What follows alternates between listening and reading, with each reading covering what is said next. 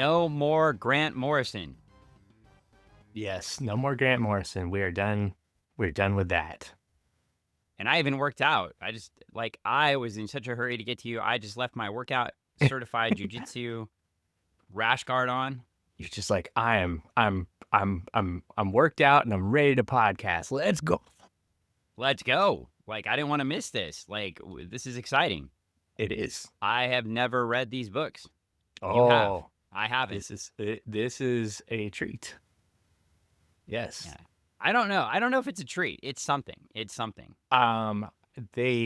Dude, this is something like, I don't know. Like, I think it was weird because it's one of those, it's odd to me that it's a book, it's in this universe of stuff that is totally your thing, but it's something that I have read because Right. I was like, You've read. Yeah. Should we clue them in? I mean, I suppose, yeah, we probably should tell them what we're going to read as we're done with the Grant Morrison stuff. We're done with that Flex Mentello story. Well, let's sort of talk about why I haven't read this too. So Okay. yeah, we're done. Like, yeah, we're gonna do Jack Kirby in DC.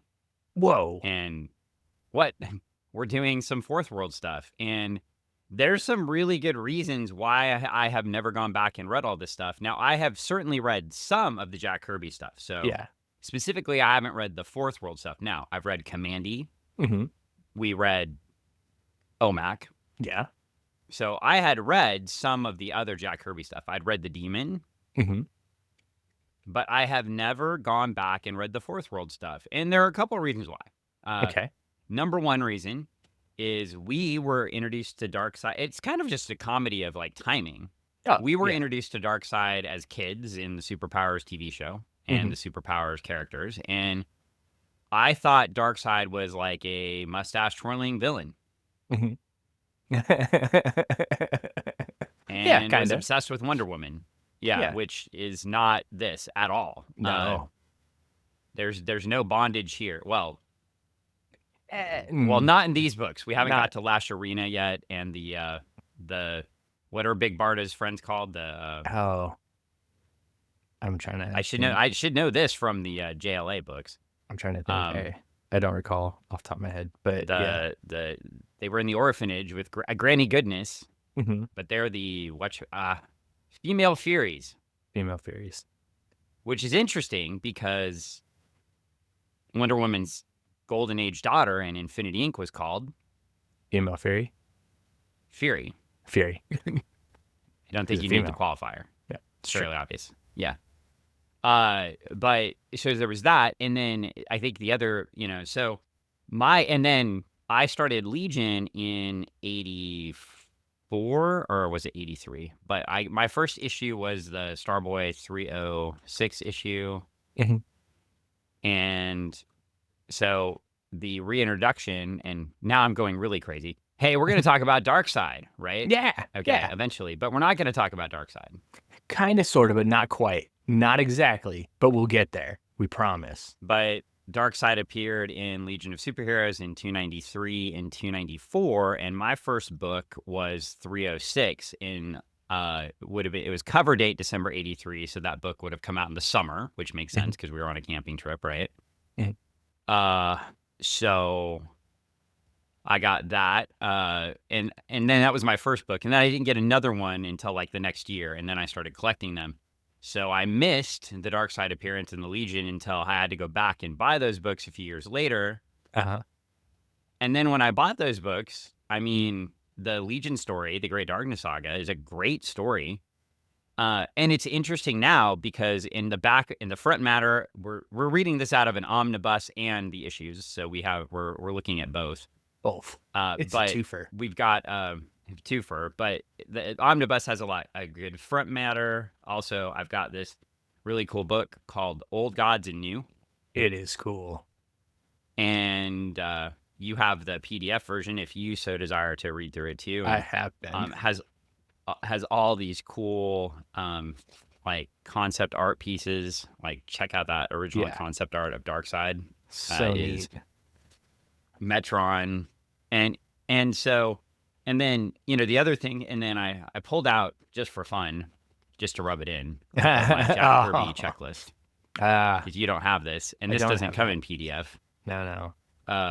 But, just kind of thinking about how far into this book, these books would be. Mhm. And if you were going in order, looking at everything Jack Kirby has done, Right. how far do you have to get until you get to the 70s? Yeah.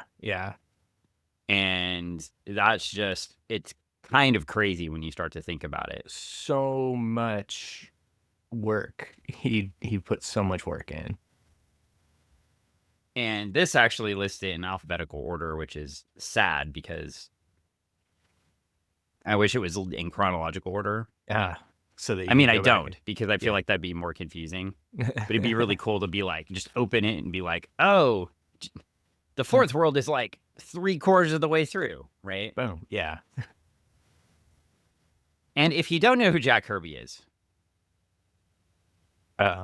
Well, you could refer back to previous episodes in which we talked about him. No, I'm just yeah. Well, also, yeah, I think and we can give folks a quick refresher, right? So Yeah. Jack Kirby created, we mentioned this in the past, but Jack Kirby created Captain America. Mhm. He worked with Joe Simon a lot, and we mentioned this way back in past episodes, and I'll grab an episode number later at some point, maybe put it in the episode notes. But yeah. and then, when we were talking about OMAC, so you can Yeah. go back to the OMAC episodes and get some of that history of Jack Kirby. We give you a little bit of the history on like how Jack came to DC during those episodes. So we don't spend a ton of time on how Jack came to DC, except I do have a couple of other points on that because I have new material. So I have the omnibus front.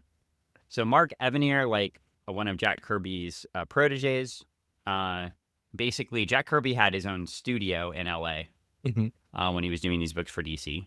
So he's sending his stuff. So he had a couple people working with him to help him, get things back and forth across the country, and really wanted to mentor young artists. And there were a couple of things that Evanier said in this. One, he said that is really interesting to me is, Marvel just basically lowballed him. And it wasn't that like DC gave him a great rate to come over. They gave him work, and that was the fundamental difference. So he said they gave him the same page rate basically as everybody else. They just promised him a minimum amount of work that he would give them. But then also he had to produce that work. Yeah. So it was more like a guaranteed contract saying, we want you to do this work. Yeah. As opposed to him getting like a ton of extra money for it or something like that. But in that guaranteed money is nice because that gives you the room to create and be free. Yeah, totally. And it's having that steadiness too as a creator. You're like able to be like, all right, cool. I know that I've got this lined up, and then there's something next, and there's something next, as opposed to, well, is it coming? Is there something else? Right. So. And I feel like that, both. Some people argue, well, if you don't know what's next and you're trying to make money, you're going to be more creative because you're going to try to create something that will sell to people. But I think that statement is correct. I don't think you'll be more creative. I think you'll be creative in a way that produces something that somebody wants. Yes and no, because I mean, you will create things that some people want, but not all people. Right. And but you have to sell it, right? You have to sell if that's your it. bread, if that's how you're getting to eat. But not necessarily do people want it when it comes out. They might want it 10 years later, and then all of a sudden it becomes popular. But you're trying, if you can't eat, you're trying to produce something that somebody's going to buy right then. True. Whereas Jack, in this case, could do whatever he wanted, so to speak. But the world was there his was oyster. some caveats. Yeah, yes. There were some caveats to it. They were oysters in a can. Yeah, well, even more than that. The other thing, too, before we get into the caveats, is that Jack Kirby apparently hated it when people would say, like, I'm going to do Captain America in the Kirby style. And he said, basically paraphrasing, if you were really doing it in the Kirby style, you would create something new. Oh, just right there. Make Right, something because different. that's Jack. He said, "That's me. I'm always pushing and creating something new." So he wanted to come into DC and make his own universe. Mhm. And so when we read OMAC, we were past him making his universe. Right now, Right. he was creating small universes or small stories. One of the Within things that. he also wanted with these books, though, is Mhm. he wanted them collected into graphic novels, which Mhm. was not a concept then. So when No, he no. was writing these stories, he was trying to build it for like this big, I wouldn't even say this big omnibus, but here's this. He wanted this. He wanted his stuff sold at the bookstore, Yeah. and he wanted a longer arc story that would be created into something like this. And just for those only listening and not seeing this on the YouTube, uh, the omnibuses are giant. They are huge and heavy. Dan asked if I had read Out of the Omnibus when we were doing the pre-show, and I said no because I was doing stuff with my grandma and I needed something that I could just easily have on my lap. So I read it on the computer because honestly, two dogs and a grandma and trying to get her tea and everything else. Every time I put that thing down, I'm losing a page. I mean, yes, there are bookmarks, but it is heavy, it is big. And, for me, it was just easier to use the computer. But if you do get a chance to find one of these omnibuses, I strongly encourage it because they are fantastic. Do we call them omnibuy or Omnibuy. omnibuses? Omnibus. Omnibus. Is that Omnibus. Canadian? So is it Canadian, American, or proper American? Um, So omnibuses, omnibuy, or omnibuses? I don't know. We'll leave that to the listeners to decide. Okay. Well, maybe we'll put up a poll. A I'll let poll. you decide. People like polls. Yeah. Option 3. I like polls. Yes, everybody does. Are you sure? I mean, I know you like polls more than most. Yeah. Well, anyway, so Jimmy Olsen does too. Yeah, that's true. He does. I mean, He likes a poll of the leadership. Well, so Jack Kirby apparently comes into DC. He's like, I want to create my own universe. wait. And DC editorial's like, hold on. And this is some of the information coming from the John Morrow edited book. John Morrow, you may have heard of him, To Morrow's Publishing. Oh yeah, Old we Gods like. and New.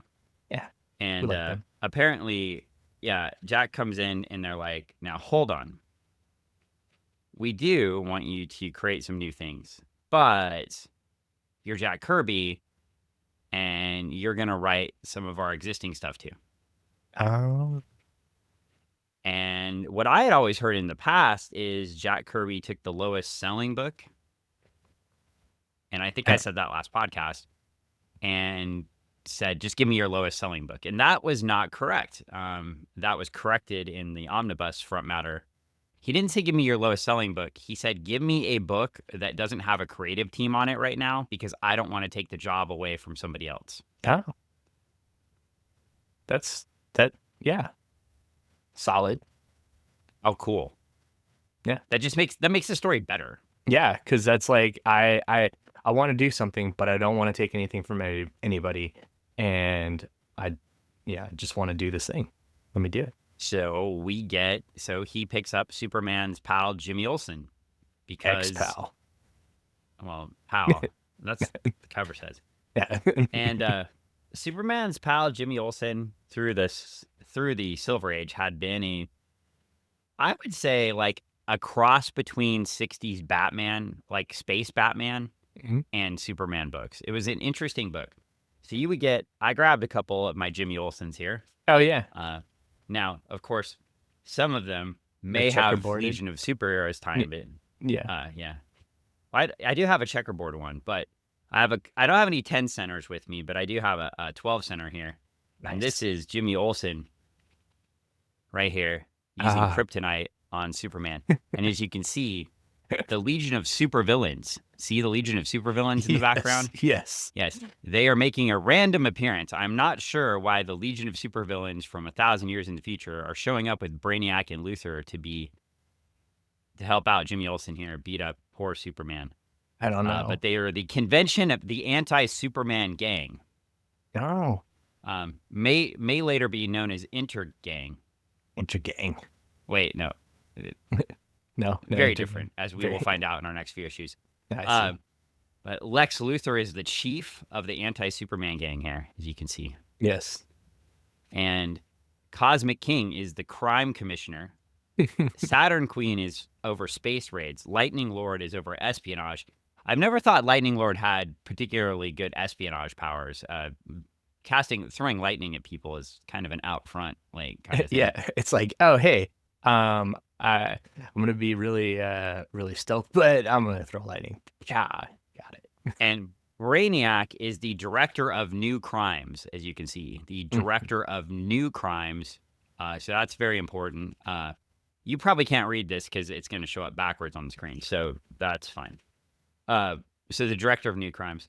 Now, Jimmy Olsen also tended to get really strange powers in his book. Mhm. He became a turtle once.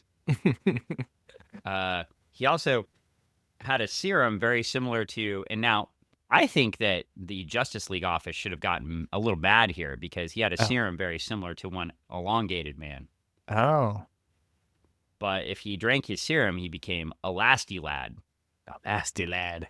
And you can see That's a Elastic stretch. Lad, I should say. Yeah, it is a stretch. And as you can see here, he's gotten all of the Legion of Superhero ladies, well, not all of them, but to fall in love with him Well, because that's what we do. And Superman wants him to go back to the 20th century, but oh, look, it's Fortress Lad.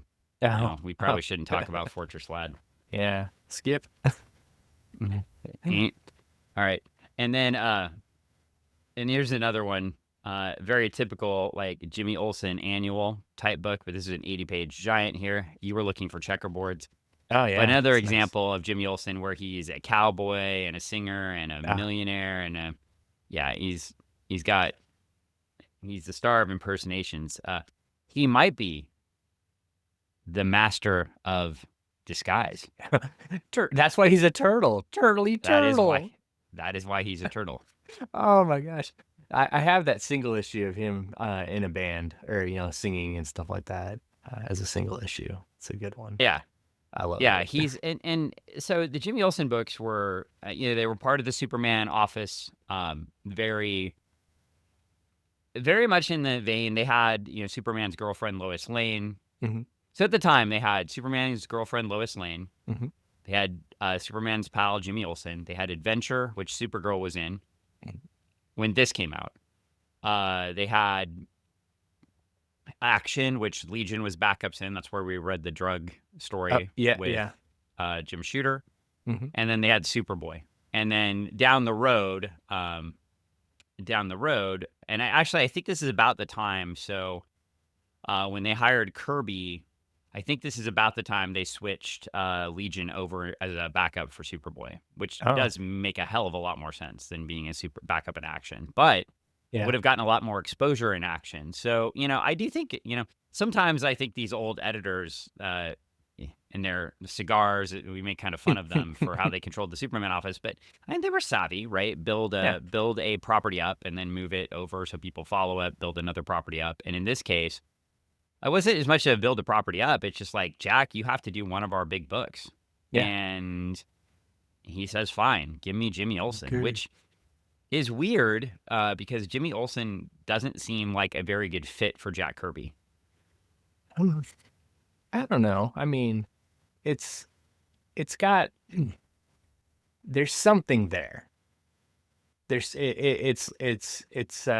like a house with good bones, right? You got a house you can remodel and do stuff to and everything like that. Jimmy Olsen, he's been around for a while, and you can definitely work with it and mold that clay a little bit, But with There's so much Superman like legacy stuff, like that seems like it would be a hard book to grab, right? there is a lot of Superman legacy stuff, but maybe it's time for Jimmy to branch out on his own a little bit. Maybe that's what Jimmy needed was a little Jack there to help him, become the Jimmy Olsen that A we're little gonna read Jack or a little Jack and Coke.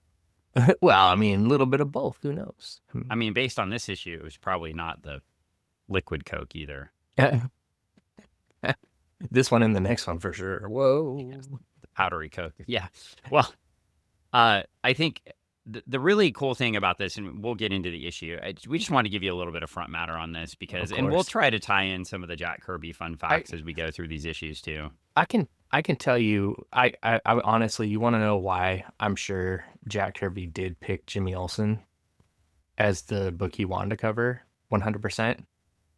No duck bills. He didn't have to draw a duck He bill. didn't have to draw duck bills. Jimmy Olsen has a regular face, no bill involved. Regular nose and everything like that, regular mouth, no duck bill. I wonder if he could have drawn that Savage Dragon Destroyer Duck crossover. Oh man, yeah.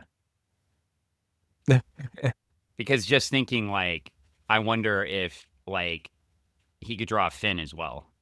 Mm-hmm. Maybe. I would love to see that. I like in his style. No, I mean, it would just be interesting. What would he have done? So the dogs have joined the podcast. Hey, My dogs dogs. joined first for once, which is I different. know. My dogs will join shortly, I'm sure. Well, anyway, let's get into. We are in Superman's ex-pal, the new Okay. Jimmy Olsen, 133, and we have Kirby is here, and they had run a series of advertisements that said Kirby is coming in their books, and Exciting. not like Donald Trump, but if you've been watching The Daily Show, which nobody does, so it doesn't matter. I just catch the clips.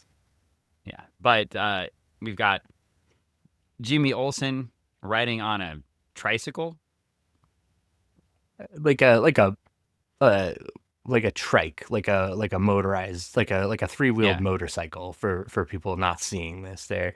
Yes, not like a tricycle, like like a child's tricycle. and he's like, Jimmy Olsen's our leader. He gives the orders. Gun him down, Jimmy says, and they're fighting. They're trying to run over Superman. Oh my! And we're also introducing the Newsboy Legion. I don't think Whoa. we're introducing them. I feel like they were around before. Reintroducing, yeah, it should be reintroducing. Reintroducing, but yeah, it's new version. I guess, yeah. I honestly, well, we'll get into that. I mean, bringing back the Newsboy Legion was a choice. It was a choice. I enjoyed it. You know when the Newsboy Legion was first appeared? I'm gonna say probably 30s, 40s. 30s, When 40s, newspapers, yeah. So when newspapers were 1942. In Star Spangled Comics, actually. Okay. And 1942. And they could sing and they could dance, and they went on strike to make sure that everyone would pay for their papers. Yeah. Do you know, by the way, Stargirl fans, Star Spangled Comics #1 was the first appearance of the Star Spangled Kid and Stripesy. Mm. So if you've been watching Stargirl, those characters date all the way back to October of 1941. Holy cats! Yeah, which is crazy. So, I mean, it just shows you that if you're a certain former Washington State football player / comedian, that you've been kept in a crypt and like brought back. Thanks, Joel McHale. Wow. Anyway. Hey, he was on Almost you're Live. Yeah, I mean, you're just kidding. Exactly. You're just gonna let that go. Well, anyway, so don't Kirby's forget here. about the wondrous Whiz Wagon. I'm gonna start calling my Prius that. It's a Whiz Wagon because it's. Are you gonna take one of those little dolls that tilts and pees out the back, like the? Oh, I mean, yeah. It's a Whiz Wagon. If you flip, this is a 15-cent cover, by the way. Yes. If you flip the page, you could win prizes for cash from the Olympic Sales Club. Sweet. I love it. And how cool is this, by the way? We get to the first page and we get, who's in here? Jimmy Olsen isn't guessing. He knows. When he steps through the door, he will be in On the 2 scoops of the century, number 1 bears the name of a team that made big news in the Fighting 40s. Ah. Yeah. The second is a story as bizarre as the strange subcultures evolving in today's swiftly changing world. It begins here, in an old slum garage. So Jack Kirby, by the way, was, I believe, 51. Mm-hmm. Early Special- 50s. I may have that wrong. Special guest I calling. know it was early 50s. Yeah. Special guest is calling. Oh, Travis? On time. Yeah, he's like, they're recording. Let's call right now. That'd be Travis Webb, Greg's co-author on Starlight and future author of many things that involve cyborgs. Yes. he has an affinity, if you've listened to the show before, to call right when Dan and I record. Well, he knows. Like, He knows. It's a He habit. feels- He, I think he ignores my messages. I think it's because we have a thing on, like, there's a Google reminder for podcast, and he's just like, hey, me call. Well, we could invite him on to talk about Jack Kirby. I'd be fine with that. Yeah, next time for sure. Remember. But we get Jimmy Olsen, Superman's pal, brings back the Newsboy Legion. Oh. Not the Legion I was wanting. No, not the Legion you were wanting, but the Legion that you got. I mean, if Jack Kirby wrote the Legion of Superheroes, I might die. He might die. Why? Why would you die? Of happiness. Of happiness. Okay. But it's also cool when you open a book and you're like, it's written and drawn by Jack Kirby. Mm-hmm. The end. That's all you need. Vince Colletta inked it. They had a couple of inkers. Here's something though that is really interesting, and we have we don't have a Superman face yet, so we'll get there.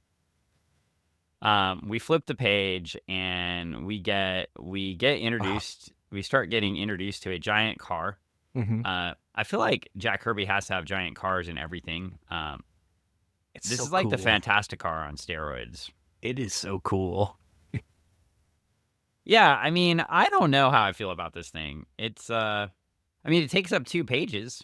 Yeah.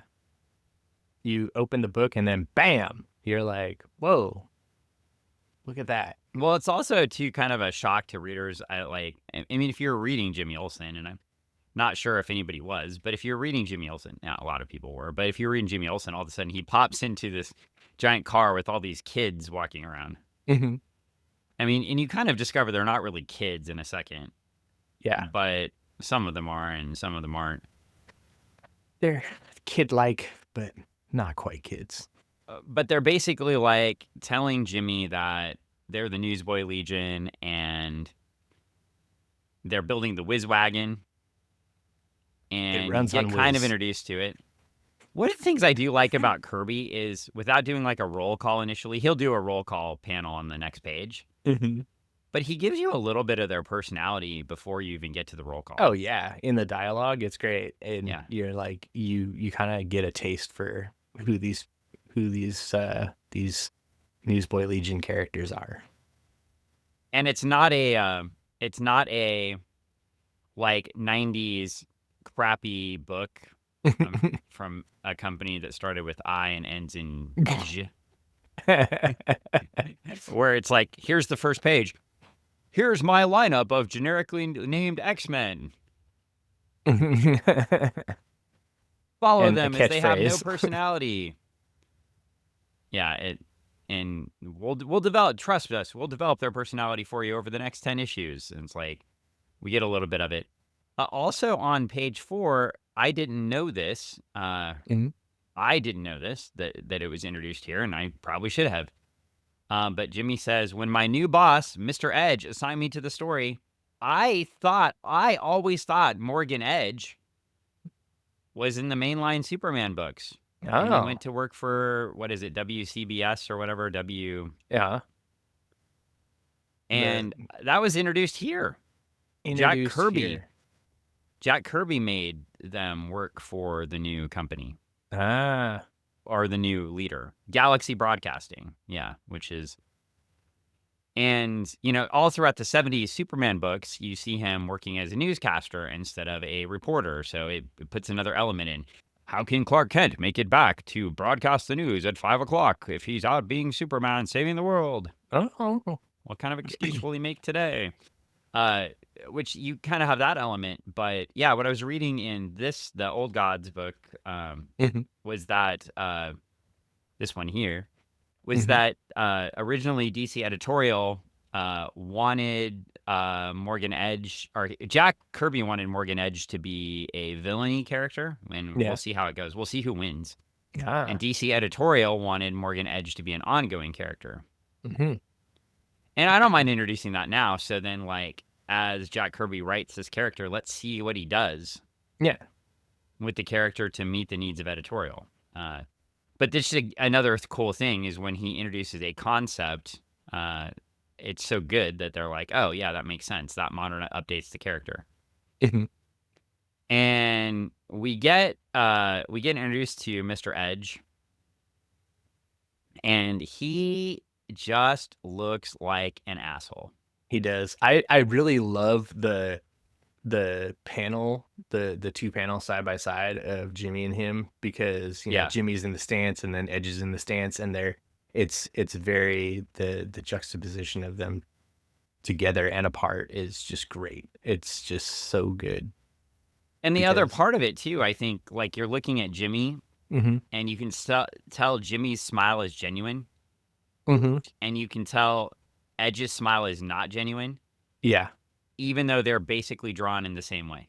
mhm, But yeah, there's a slight head tilt on Jimmy mhm, where he has a more natural pose, and where Edge's pose is more fake mhm, and rigid, almost like he's forcing the smile. yeah, it's And Jimmy's calculated. shoulders are relaxed. And it's just amazing what Kirby can do just with a little tiny shoulder movement, right? Yeah, just a slight body roll. It's like, oh wow, humanize the person, make them more, uh, you know, more real. And then you've got this other person that's just like, wow, he's a plastic man. Yeah. And they have a big discussion about whether Jimmy should be covering this special event in the wild area. Oh, the wild Or area, going to this wild area. Apparently, this wild area is very dangerous because it's where the wilds are. the wilds. Yeah, Don't go and there. we get the introduction at the very moment in the luxurious offices of Morgan Edge, president of the Galaxy Broadcasting System, new owners of the Daily Planet. I did not know that they introduced it right here. Right here, right now, it's happening, Dan. So there's a lot of introductions in these books as we'll go through, but Mhm. here's another one. So as soon as they leave the room, Edge's posture relaxes and he goes into Evil Edge, and he calls Intergang, also Intergang. introduced here, by the Mm. way. So long-term Superman villains. I believe they were Black Lightning villains too, if I remember Oh, correctly. I think maybe. Yeah. And the we get Intergang here, and Morgan Edge's as soon as his posture relaxes, he looks more evil. His Mhm. eyes furrow, his brows furrow, and he calls a hit on Clark Kent. Ah, like, oh, Yeah, and very I was watching some Dragon Ball Z today. yeah. I'm on episode 46, I believe. You got a lot to go. Was a lot of I screaming, yeah. a lot of yelling. Well, I not yet, not in this episode, because in this episode, uh, I'm gonna mess up the name. Is it Dadrios? It's like one of Mhm. Frieza's henchmen, Okay. like rips a Nemec's heart out, Oh my and gosh. I was like, is this a children's cartoon? Like, Yeah. yeah, I get to watch Dragon Ball Z when I go to Jujutsu Lawyer Paul's certified martial arts Yeah. to train. So I get to that's the only time I'm allowed to watch Dragon Ball Z. So it's Mm. incentive to go train. But anyway, uh yeah, so Clark Kent gets hit by a car. Oh my god. By the way, there is a lot of dialogue in these books. Yeah, Uh it's a lot. You would think, Kirby, you're great with the art, where are all these words coming from? I'm just joking. I'm just I joking. would say that though. I mean, like, look, it's Jack Kirby, but we can still No, I like the thought balloons that are coming across. Mhm. I could use a little bit less of the description bubbles because, like, we get, you know, we literally get a meanwhile at the Hall of Justice one. Like, meanwhile, Clark Kent makes his way through the busy streets of Metropolis. I don't really need that word bubble because I can see Mhm. him walking through. So Yeah. all I need there is, we've criticized other writers for this, right? Yeah. And if Kirby's editing his own stuff here, and he's not totally editing his own stuff because this is going through the Superman office. Mhm. So it's not as much when he was like doing OMAC and stuff. Right. But yeah, I mean, still, there's a lot of text there. And then, we get a preoccupied by his thoughts. Clark does not see the car. Like, no, we don't need that line because we can see it. I mean, I would rather have that. Yeah, because and even the bystanders are saying, look out, Look so out. we don't need, anyway, there is a little much text for me, to my preference, but that's okay. It's all right. We flip the page. Clark gets hit by a car. We flip the page and we get a commercial for the Lee Rider Whoa. and his friends in the Western movie set. Mhm. Uh, It's a cute little ad. Made yeah. me want to go get some lead dungarees. I mean, it's no frighteners. No frighteners, but Yeah. frightening nonetheless. And plus, at least for now, the story is kind of coherent. So Yeah. well, anyway, Clark gets hit by a car and his glasses fall off, and the first thing he does is make sure he gets them back so nobody knows he's Superman. Yeah. Can't let that cat out of the bag. Gotta keep it under wraps. But he obviously survives, and the car speeds away. Typical day in Tacoma, right there. Yeah, typical day. Or Ugh. Kent. That wasn't a good joke. Yeah. Well, anyway, meanwhile, in the Fantastic Car. You mean the Whiz Wagon? Get it right. Oh, my bad. It runs on Meanwhile, Whiz. what was the bike in Captain America called? Oh, oh man.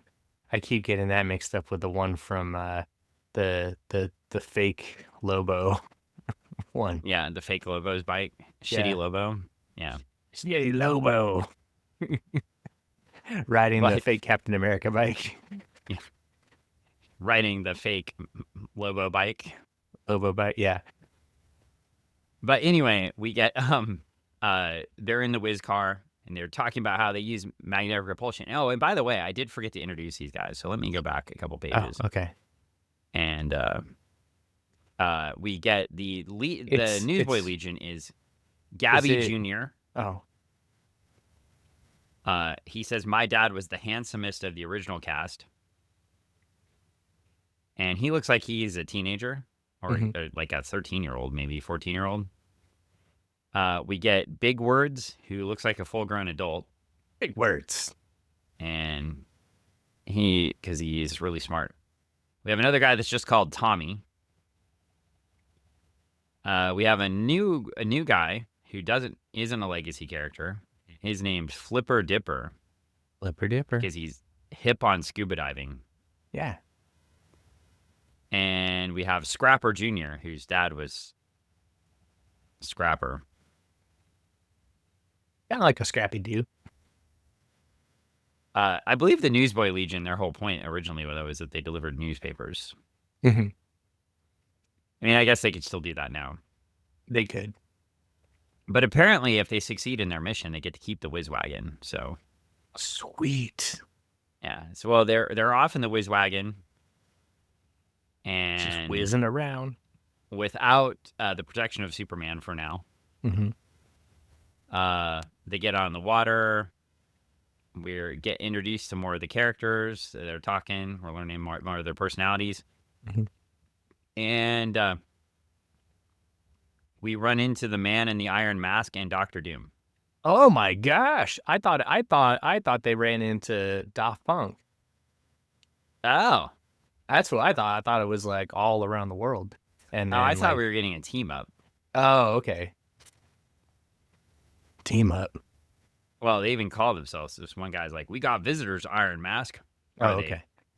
picnickers? Pickers? Picnickers. Picnickers. Did I spell picnic? Maybe that's how you don't spell that. It's like picnickers. It's like extra long socks, maybe. know. Oh, extra long socks. Well, anyway, or recruits, and they drop them in, and we get a commercial for Universal Monsters models. Yeah. Those Oh things are no, we cool. don't. It's Barnabas from Dark Well, Shadows. it's a model for Dark Shadows, which is cool. It glows in the dark. And we get some full on Mad Max action going. Car on motorcycle on car action. Yeah, it's very. Do you think the Mad Mad Max. Max people read these Kirby books and were like, "This is cool. We should make a whole movie"? Totally. I mean, you got people on motorcycles just going after a car. Get it. I want it. I think it's really Gasoline. cool too. Like I'm pulling up, like, oftentimes when you look at the coloring, like in the omnibus, and I'm pulling it open, like it doesn't translate very well. Yeah. You do get some brighter colors in the original newsprint, but the way he colors this, it's very set up. I've got the omnibus for you. I don't have the. I'm not going to try to show you the tablet screen, but these colors are pretty close. Oh, they pop. And I think they did a really good job coloring in the omnibus, but also like, the way he goes with a lot of the purples and yellows, it's not as prone to get washed out when they update it. Right. And creates it creates a really cool scene here when you're looking at it. So anyway, I got myself distracted with colors because it's so pretty. It is. It's like honestly, it's a super cool book to look at. Well, I don't know though. It's kind of a weird story so far, though. It is a super cool book to look at. The Iron Mask guy, and is this like Iron Mask and Shitty Doctor Doom? Is that kind of, sort of, yeah. Well, they lose in like 3 panels, so Yeah, it's not 3 panels, but like 3 pages. They get it handed to them by a handful of kids. Yeah, a handful of kids and a boy reporter. So the cameraman and the Newsboy Legion beat up these 2 guys, and they find out, and Jimmy had the residuals of his broken hand here after he hit the guy in the mask through a few pages, but it doesn't last very long. And then these other folks show up, and they're like, "We're called the Outsiders." S.E. Hinton lawsuit.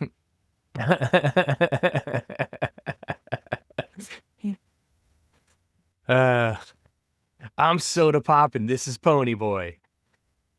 That would have been hilarious. And now you're our boss. I would have died. Soda Pop, what kind of name is that? Pony Boy, I get. It fits the names in here. Yeah, totally. Soda Pop would have been hanging out with Scrapper. But the you look like a real rumblefish. Anyway, clearly, like, so much is stolen from this book or not stolen from this book. I just don't know. So these folks come in here and they like beat the leader immediately in 3 pages, and these other folks come up and are like, "We're the Outsiders," and they're like, "Take me to your leader," and he's like, "You are the leader now because you beat up our leader." And I'm thinking, like, in 3 pages, Kirby just did the entire Morlocks storyline. That was like 3 books. Yeah, we just did it in 3 pages. Storm, you're in charge now. All right. Claremont just took and stretched out the whole. Stretched it out to some. It was like, was it 3 books? It was a pretty good amount of books to get to that point. Yeah. Well, we are. Well, that's why he's the king. That's why Kirby's the king, Dan. He is the king. That's factual. Okay, so we are getting to We get Morgan Edge finding out that that Clark didn't die in the accident. What? And Clark's Didn't like at die. home and he's like, my new boss is baffled. He can't figure out what happened. But since I don't have to go to work, since I don't have to return to office, I'm going to go save the world. See, if nobody had to return to the office, they would spend time saving the world. Yeah. I'm going to send this over to a certain CEO right now. Okay. Let them know. If you just didn't return to the office, you'd save the world. Now, here's a crazy thing. We do get a Superman face finally. Oh my gosh. We do. And in these Kirby books, they literally went through, and because of Kirby's square faces, they had originally Al Plastino, and then you may have heard of him, Murphy Anderson. So when you're looking at famous artists, there's two of them, like two big ones. But they had them go through and redraw Superman's face in Jack Kirby's books to make it more like fitting into the rest of the Superman stuff. Yeah. How do you redraw Jack Kirby stuff? Do you think they're like, I really want to be a fly on the wall on that conversation. Guys, we're gonna need you to go in and just touch up Jack's work. Yeah. You want us to what? It would be like either you want us to what or he's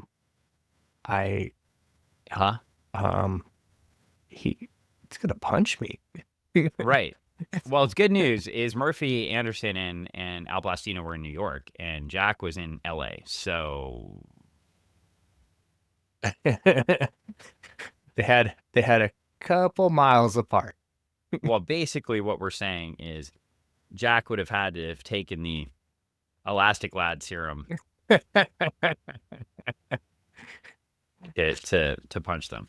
Yeah. So yeah, it's and I think it's anyway, I always love when we get a Murphy Anderson reference because I remember a conversation. I've shared this on the podcast before that Jiu-Jitsu lawyer Paul, I got him a book for Ron Randall to sign, one of the JLE books, Justice League Europe books, and Ron grabbed the cover or grabbed the book and said, "This was my favorite," and we were like, "Why?" It was just a random book. Like we went and got a $1 book. We just wanted to get something for Ron to sign for Paul. And he's like, Murphy Anderson inked me. And he was so excited. And I would say, Ron Randall, not yet friend of the pod, but friend of Greg. And knows who I am. He's a really nice, he's a great guy. I guess I can say he's a great mentor, because he's taught me a lot. He's fantastic. I think the big thing he taught you is to make sure you have your book ready to go when you do your Kickstarter. Make sure it's ready to go. And then just also too, like one of the first things, I think one of my early cons, he just came up and he just like looked over everything and then, he's just like, all right, it looks like you're ready. You got your stuff out now, put our best foot forward, that kind of thing. And, just like, and he was just super, he just brings an energy to it. And he's just so genuine and nice. And I don't know, I could just sit there and listen to him, just chat with people all day. And has been running his story since the late 80s. I mean, Trucker is a long, you talk about that building something and that somebody may want later. And he kept building that thing. Yeah. This is what you said earlier in the podcast. And now he sells, and every time he lists that book up on Kickstarter, when he lists a new edition, he sells it. And people want it. Also LGBTQ friendly stories. It is. Which is from a creator of his generation, makes me happy. One of my favorite things to see at conventions is just the amount of love that he gets from people that have found his books or were given his books and their stories for them. So, just good stuff. Well, Superman goes out and I'll get back to the story. Superman goes out and he tracks down. This is a new use of Superman's power. He tracks down the car by looking at heat waves. I guess he says backwards heat vision. I was like, what the heck, Superman? What did you drink a syrup? I don't. Yeah, maybe he had some red kryptonite around. I don't know, but we flipped the page, and you too could join the CBS Direct Marketing Services Record Club. Heck yeah. And get record Columbia. It's the Columbia House. Remember these guys? Yeah. Yeah. This is when they sold actual records at Columbia House. Good album choices too. You could have gotten Three Dog Nights, Wizard of Orange. Mm-hmm. Simon and Garfunkel. Simon and Garfunkel. Yeah. Johnny Cash. Isaac Hayes, Hot Buttered Soul. Led Zeppelin. Do you think Hot Buttered Soul turned into like hot buttered like bread? What was it? Rolls? Was that on South Park? Maybe. I don't know. Tom Jones. James Brown. The Doors. Yeah. Iron Butterfly. They only had one song, and it was really, really long. Yeah, dun, but it does. Dun, dun, dun, dun, dun, dun, dun, dun, That's dun, dun, dun, dun, dun, dun, dun. It's DJ's favorite song. Gotta go to the bathroom. Yeah, put it on and go. Yeah. Do you know, like, the origin of that is, like, it was supposed to be in the Garden of Eden, and they were so drunk when they were singing it, they couldn't tell what the words were. That's how it became Inagata DeVito. And now you hear it, because now if you hear it, in the Garden of Eden, baby, don't you know that I love you? Yeah. Yeah. Joe Cocker on the next page. Yeah. He'll lift you up where we belong. Yeah. He will. That's what he does. Yeah. At least, well, not until the 80s. Not until the 80s. Yeah, he was hanging with your friends back here. Yeah, back there. A little help. Little Beatle covers. Mm-hmm. Well, anyway, we get some matter. Hell yeah. Jack Kirby continued. Since this issue introduced the radically new Jimmy Olsen, we thought it appropriate to offer a brief bio of the man responsible. Whoa. Did I sigh in a weird way? You did, but that's okay. It's not a weird way. It's just a, thoughtful. Happiness. It's like sheer reminiscent. happiness. Yeah. It's like... It's good stuff. And then we get Jimmy Olsen's pen pals. Jimmy Olsen has pen pals. Does Jimmy Olsen write to every single one of them? Well, get this. I couldn't let another day pass without commenting on JO 129. Jimmy Olsen 129. Oh, well, that's what it says. Jimmy Olsen, Dan. Jimmy Olsen. It says. Okay, anyway. The cover magnificently rendered by Kurt Swan and Murphy Anderson. Oh, Kurt Swan. Yeah, did Kurt Swan ever draw Superman? I don't know. Could have. Let's think about that. I bet there's probably a book back there about him somewhere. Well, anyway, Superman looks and the trail ends and he runs into... Oh, I thought you were going to talk about how it was a really good J.O. story. No. So Superman, those are not for podcast time. So he runs That's what the writer said. He goes into the woods by himself. Yeah. And he runs into that guy from X-Men. Oh, that dude, yeah. The really racist caricature of an Australian.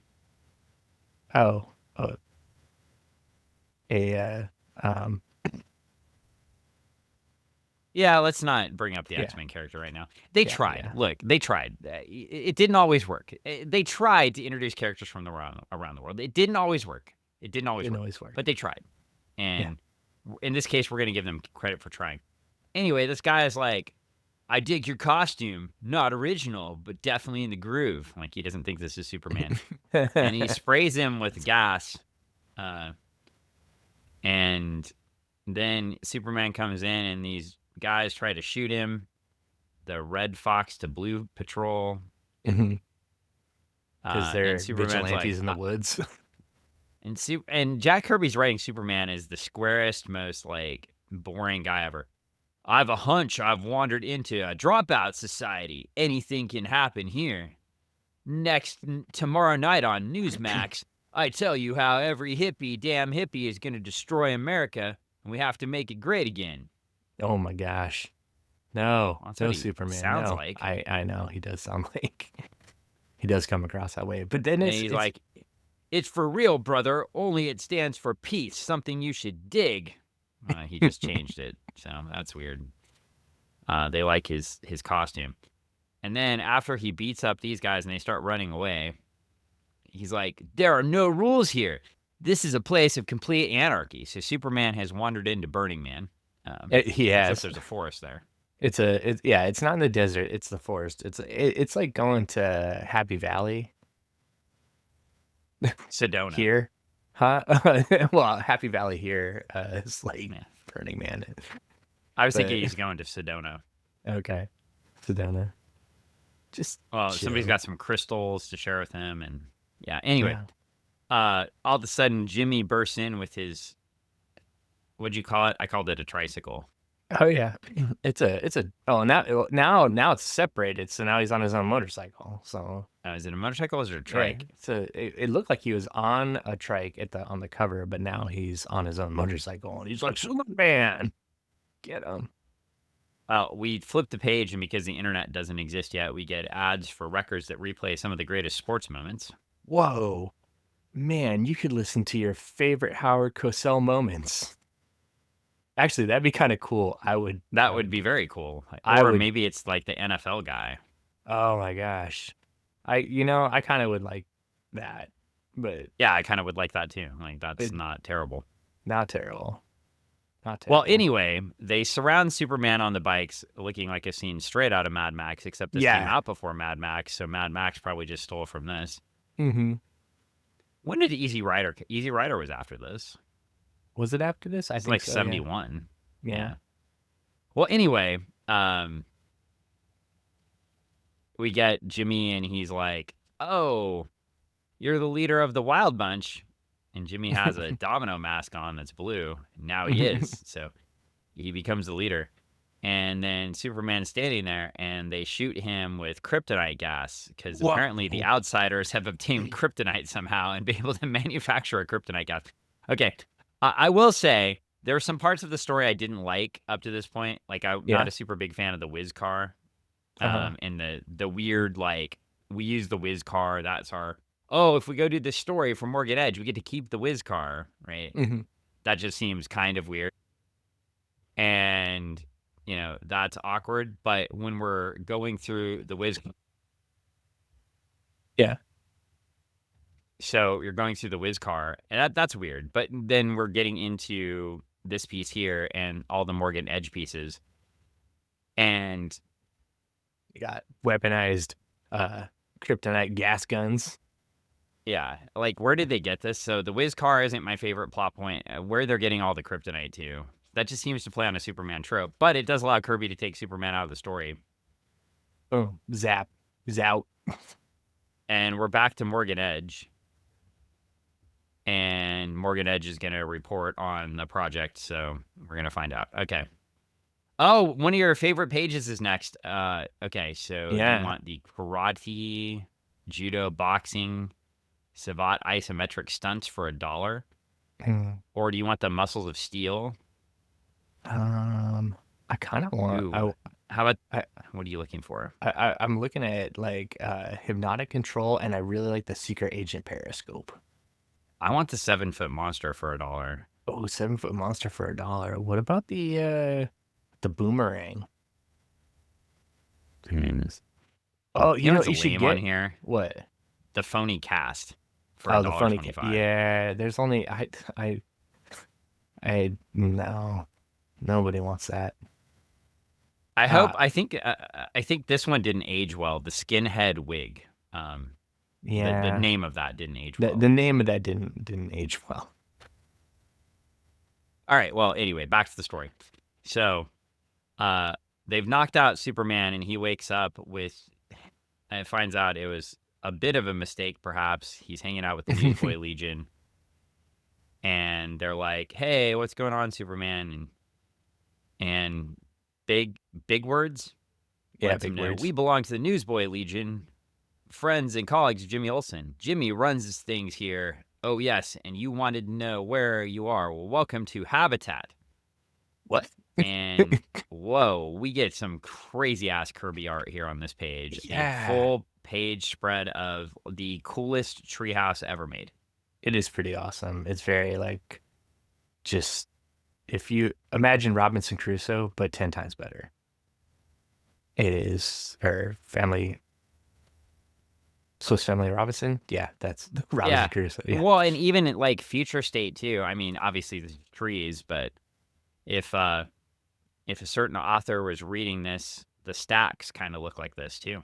Oh yeah. The stacks do look like that for sure.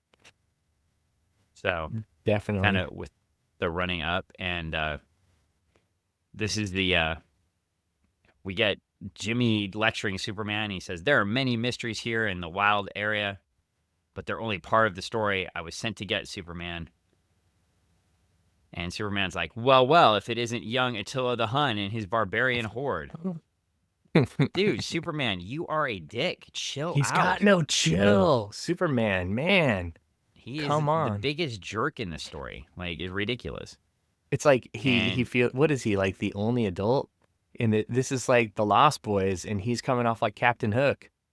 Yeah, or like Lord of the Flies, or except he's not helping solve the problem. No, he's gonna get hit with that conch in the head. He should get hit with it, because at the beginning he's like, I don't know if Jimmy Olsen can go out and do something on his own. And then he's like, Jimmy Olsen, you're such a jerk. Like, I mean, they did shoot him with kryptonite, so Well, I mean, he might be a little bit mad. Just a little bit. It's just a little. Hit him with the crystal blast. But apparently, in the wild area, there's some sort of mountain of judgment they have to like fight against. What? Or go find. So yeah, they got. we get to the next page, and it's all about them trying to figure out how to go get to the mountain of judgment. And Jimmy's like, rev up the vehicles. Let's go get him. He says, nothing will stop us, readers. This is what Jack Kirby says. Don't miss our next issue.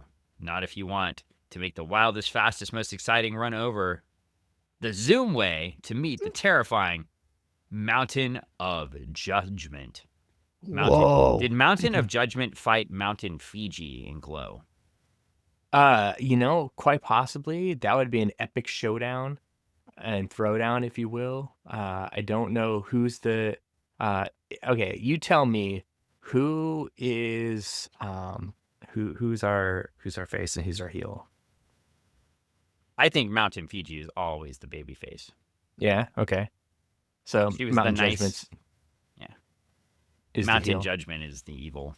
I think, well, she could have teamed up with Attila, or Matilda the Hun, sorry. Matilda the Hun. Because that was always Mountain Fiji's enemy. Mm-hmm. Oh, and would it be a tag team event in which Mountain Fiji Well, would, if she tagged up with Little Fiji always took the loss, so. Wow. No. I'm trying to think of who we could get to fight with Mountain Fiji, though. Well, we can save that discussion for a different day. We'll have to think on that. Think about it. What did Listeners, you think about issue? it too. And what did you think about this issue? I liked it a lot. I thought it was. I mean, this is probably my umpteenth time going through it, so it was just like familiar faces, old friends. I really dig the art. I really like how Jack brings out the characters, and you're not beat over the head with them as you kind of get to know who they are and stuff like that. You get a little bit of a taste for these types of characters and stuff, and even the new, like, the ones we meet at the beginning and the ones we meet near the end. It's you're slowly introduced. I would say, in contrast with the books we read recently, which I'm not going to name. Yeah. But you can listen to the last 4 podcasts if you'd like to go back to that adventure. Right. This is weird and different, but and the story brings things to me that I'm not necessarily expecting, but it's coherent and I can follow it. Yes. Like, each step makes sense. Like, sometimes there are some things that I'm like, "Oh, come on. That's Nah. not" like, the kryptonite gas was ridiculous. The Whiz car plot in, but, like, the Morgan Edge the overall threads, right? The, like, Mhm. evil, newspaper or, news station Yeah. owner, Right. working with the Media gang in the conglomerate. background, setting Mhm. this up, probably isn't gonna like some utopian society out here. Makes sense. This is a thing that's sitting outside of what he can control in Metropolis. So I'm building a little bit in here, guessing what's maybe going to come next because I don't Yeah. know. 'Cause Greg's you read don't these know. and I haven't. But with the Morgan Edge character, it sort of makes sense. This is something that his gang couldn't control, so he'd want and doesn't understand, so he wants to get rid of it. So he sends Jimmy Olsen to investigate so he can eventually get information and figure out what to do with it. And Mhm. Jimmy is not savvy enough to know that.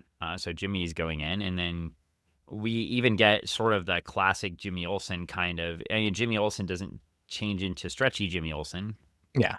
No, no. but Jimmy Olsen changes into like a weird gang leader in the story. So you even Yeah. get some of those classic Jimmy Olsen tropes where Jimmy Olsen just sort of stumbles into something. He And becomes whatever he needs to become to make the yep, story happen. And honestly, you kinda gotta love it, but you gotta like the direction that he's given by Jack, and Jack gives Jimmy like I said at the beginning, I joked, but the molding of clay, you're yep. seeing this Jimmy Olsen form up into something that you haven't seen before, which is, you've seen Jimmy do different stuff, but have you really seen him in this type of role in the past?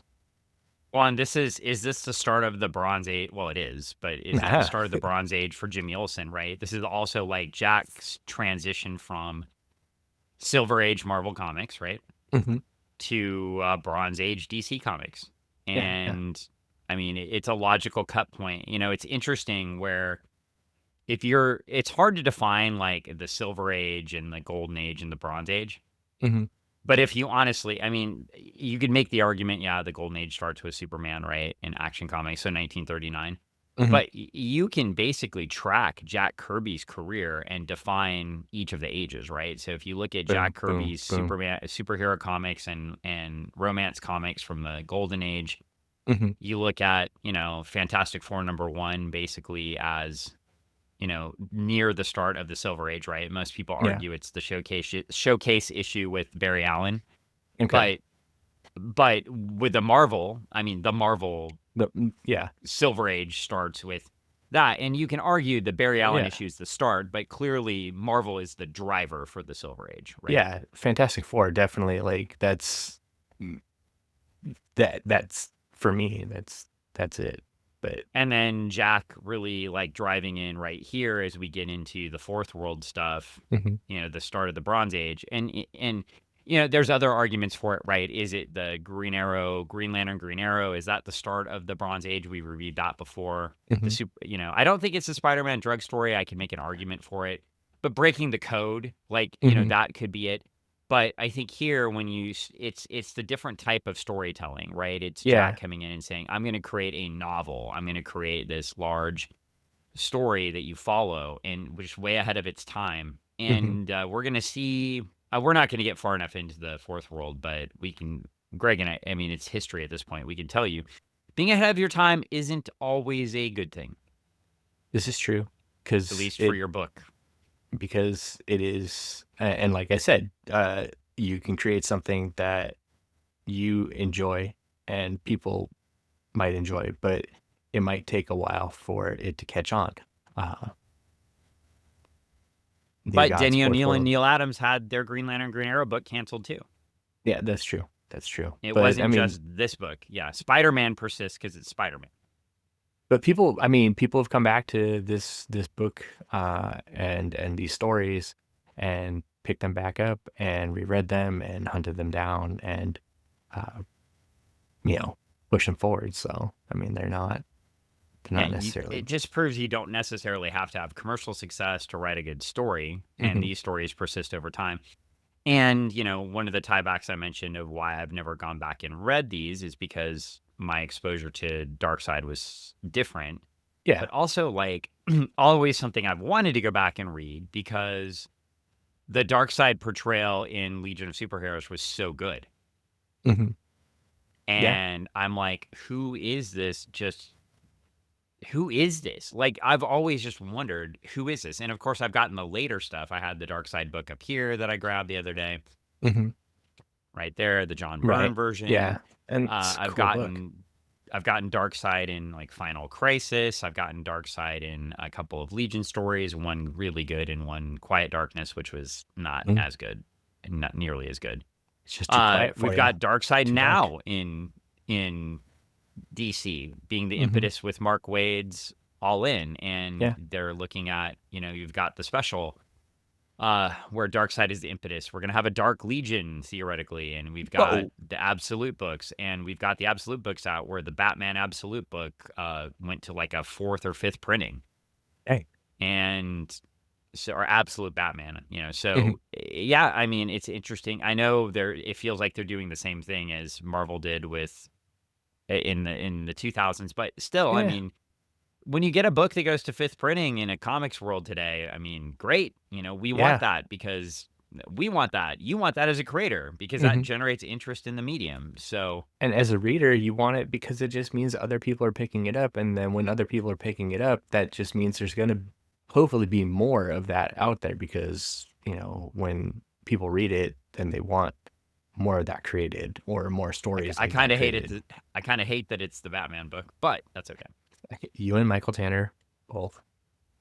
But I wish it was the Superman book. Well, he doesn't wish yeah, it was the Superman book. So, I mean, but he doesn't like Batman, so the, but I don't know. I mean, we like the new, different Batman. So anyway, I do, but I think we're gonna, yeah, I think this is a good ending point for here. It's yeah. exciting. If you've, never, this is a great starting on point for you. So we'd recommend one of two things. You can read these on the DC Comics app, but if you can get a hold of this giant omnibus, it's the Jack Kirby, it's the Fourth World by Jack Kirby omnibus #1. There's 2 of them.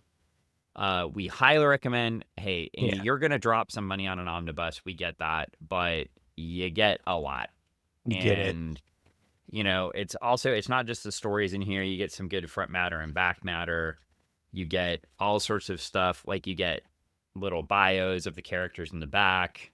Like it's it's really cool. So anyway, I'll just Worth it. say, worth it. And then also mention that I highly recommend Old Gods and New, Kirby's Yeah. Fourth World from Tomorrow. So you don't have to buy the book version. They have the PDF that you can buy as well. So I would highly recommend grabbing that. Just if not just for the words, but for just the amazing concept art that's in here. So I got we're going to be lost in it. using a lot of these resources as we talk about the books as well. So Yeah. we're going to try to stay informed to the best of our ability. Mhm. And then I guarantee some of you are going to be like screaming as I talk about these books. Dan doesn't know what he's talking about. What is he? What? This doesn't make What? sense. He got this fact wrong. Well, yeah. I mean, you give us a shout out on Blue Sky, on Facebook, on Instagram. Let us know Yeah. if we did screw something up and correct it. And we welcome that, right? That's not a bad thing for us. If you have a new insight or a new idea, please share it with us.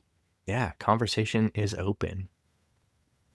And on that note, the next few, this one went a good distance. We might shorten these up as we go through the books because we won't have as much Jack Kirby stuff to talk about, but I doubt it because they're amazing. So, but on that note, I'll just say I'm Dan. I do this podcast. I also do a podcast called Abs at 50 every couple weeks as I journey to lose some weight and keep losing it. So I'm excited to do that. Greg does things. I do things. I write the current book that's out is Absolute Zero's Camp Launchpad. And hey, if you're in the Seattle area and you want to come see Michael Tanner and myself, you can come find us at You could have come found them. Oh, this is gonna air after the fact. Well, Oh wait, no. what day is that? It's the 12th of April. You could have found them at. You can. Wait. You can. You can. You can indeed, because you will be listening to this podcast magically on the 6th of Hey. April. And All right. that means you could come on the 12th of April and you could come see Greg Smith and Michael Tanner at the Museum of Flight.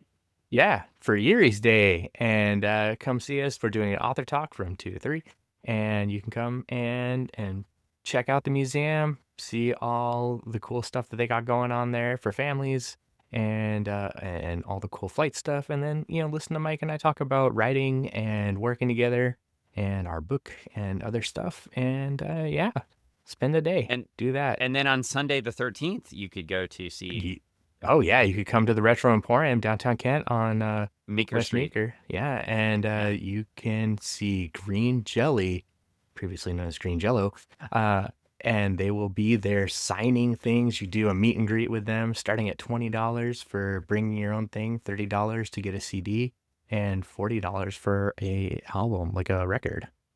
Now, at this point, would you call them moldy green jelly? No, no, no. Well, they suck anyways, but I mean, if you listen to them, you know. Green Okay. Jello sucks.